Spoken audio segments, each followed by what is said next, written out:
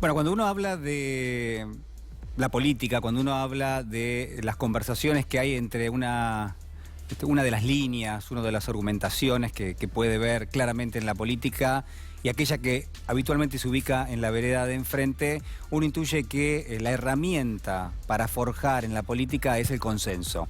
Y creo yo que hay un sector de la sociedad que cree que únicamente lo político tiene que ver con un consenso, que tiene que ver con un acuerdo, y que si no existe ese consenso o ese acuerdo, bueno, entonces no hay política y entonces no se llega absolutamente a nada. Por supuesto que el elemento consensual, que el elemento del acuerdo es importantísimo, pero también hay que establecer quizás que el conflicto en términos políticos, que el conflicto como uno de los elementos que lo que hace es genera un intercambio y que es valioso en ese sentido, también es muy importante. De hecho, a través del conflicto uno puede transitar en la búsqueda de un acuerdo y en la búsqueda de un consenso. Pero es un mito que la política solamente tiene efecto cuando es consensual, cuando uno se da la mano con otro. Es de alguna manera ridículo pensar que en una sociedad con todas las variantes que implica justamente la convivencia dentro de este marco democrático, hay una sola posición con respecto a las cosas. Son infinitas las posiciones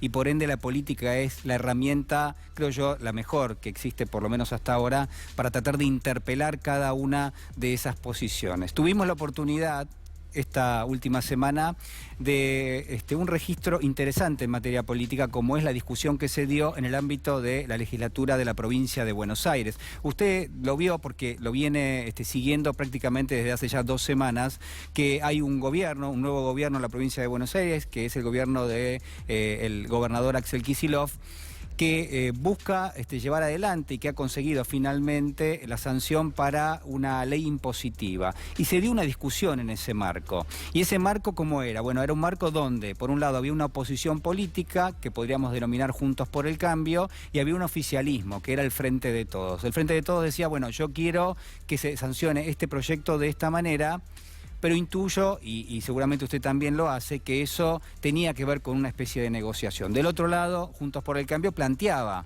esa negociación y planteó también una restricción bastante fuerte. ¿En qué términos? Bueno, en los términos de que decía, bueno, si no hay una discusión con respecto a este tema, no vamos a habilitar una sanción en la legislatura. Bueno, finalmente lo que tuvimos fue esa discusión. ¿Cuál era el argumento central?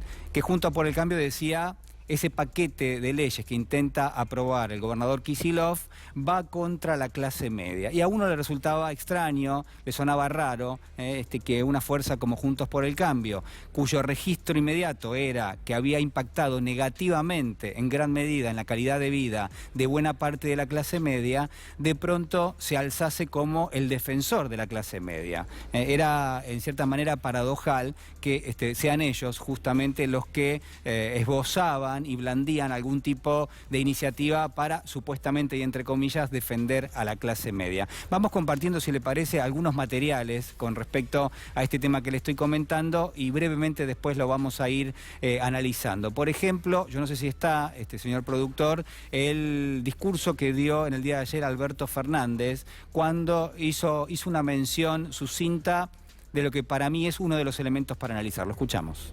Hemos llegado hasta acá simplemente con la consigna de hacer las cosas bien, de no especular, de no ver qué es lo que nos conviene, sino de ver lo que le conviene a la gente, de no ver qué es lo que nos da un provecho político a nosotros, sino de ver qué le sirve al argentino, a la argentina, que está necesitando tantas cosas.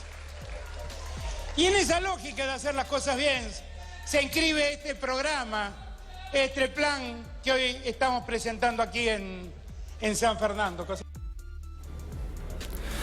Bueno, el presidente mencionaba la palabra especulación. ¿A qué se refería? Bueno, se refería a esto que yo le estoy comentando, es decir, a que había y existe el registro por parte del gobierno de la provincia de Buenos Aires de que había un foco especulativo, claro, en materia de la negociación política que se estaba llevando adelante en la provincia de Buenos Aires. Y está claro que es así.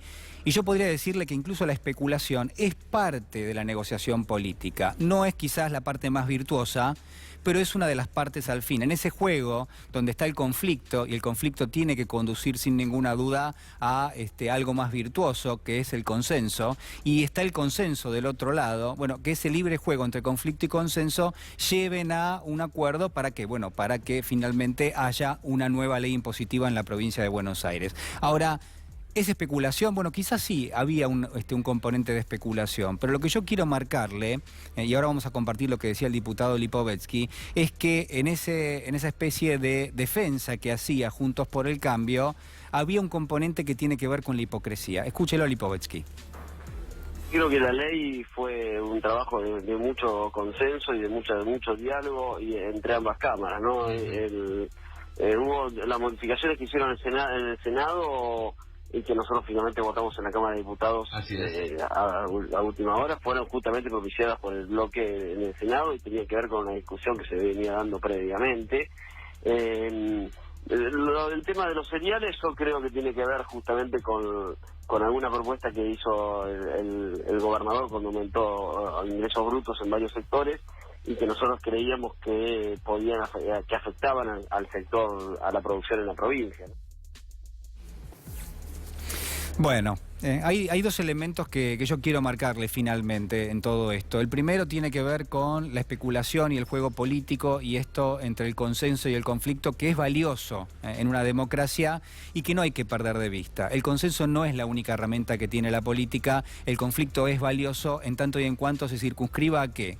A posiciones que sean transparentes ante la sociedad. ¿Qué fue lo que pasó la última semana? Lo que pasó fue que Juntos por el Cambio, y esto hay que ponerle el nombre, le mintió a una parte de la sociedad. Le dijo que iba a defender sus intereses y después finalmente terminó defendiendo otros intereses que no fueron claramente los de la clase media. Pero además hay otro componente que tiene que ver con lo moral y que referencia sin ninguna duda una contradicción muy fuerte. ¿Por qué? Porque si uno analiza lo que han sido los últimos 4 años, es notable el impacto negativo que han tenido las políticas de Juntos por el Cambio, en lo que ha sido la calidad de vida de todas esas millones de personas.